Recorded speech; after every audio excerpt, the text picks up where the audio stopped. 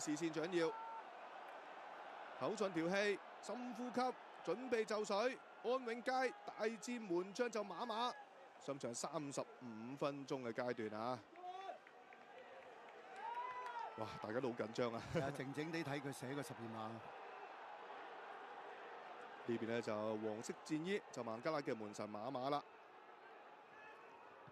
睇睇安永佳掂唔掂？係咯，安永佳冇問題，冇問題，安永佳1比0。呢啲地波就算龍門可以俾佢捉到嗰邊條路咧，都未必撲到啊！因為個波咧射得比較係貼地啊，咁啊何況龍門都係捉錯路啦。好1比0，咁啊好啲啦，定啦。所以有陣時打波好。個結果咧就雙方都把握得到，今次港隊都把握得到，孟加拉一次嘅犯錯，搏到球12碼，安永佳操刀得手，門將馬馬就捉錯咗路線啦。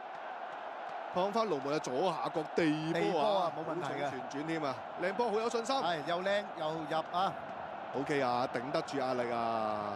哇，係啊，尤其是喺咁嘅情形咧，你頂到個壓力好緊要嘅，射12碼。招牌慶祝動作啊，波之藍色嘅慶祝動作啊，一眾。